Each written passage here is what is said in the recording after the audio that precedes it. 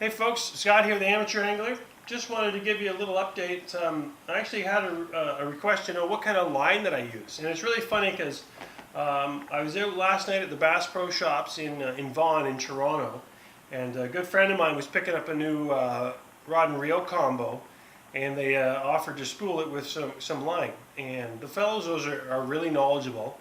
And he had asked me, he says, well, what line do you use? And my answer was I use the Suffix 832. And he had a nice knowing smile. He says he used the same thing. So I thought I'd show you what it is. So I mean, this is what I use now, and I use it on all my rods. So this is Suffix 832. So it's essentially 8 strands, all tied together, wrapped 32 times. And in this particular case, there's a gore fiber. And it's probably hard for you to see here, but in the diagram, you'll see 7 green lines and 1 white one. What I really like about this, so as an example, this is the 30-pound braid that I put on my bait caster that I use for the bigger fish. But it has the same diameter as if I was using 8-pound mono, so very, very thin. To contrast that, when I'm jigging, I use 10-pound braid with the equivalent diameter of 4-pound mono. So I mean, crazy thin.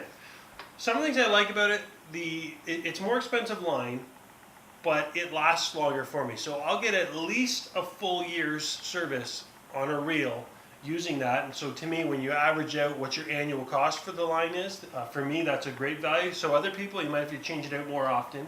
It maintains its shape really well for me, so it doesn't get frayed. It doesn't get flat.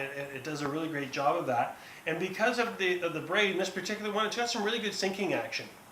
And sometimes you want it to float or you want it to be a slow drop, but say when I'm jigging, I actually want something to help get that line down there really quick. So it's really nice, and by just choosing different pound tests, I use on a different reel. So when I jig, I got 10 pound. When I'm doing my trolling, I use a 20-pound braid. When I'm using my casting for the bigger fish, then I go to a 30. And in most cases, what I'm doing is I am tipping that, or I'm tying on about 2 to 3 feet of a fluorocarbon leader. So I use a Seaguar brand, anywhere from 8 to 15 pounds. If I need more than that, then I'm probably going to a wire leader.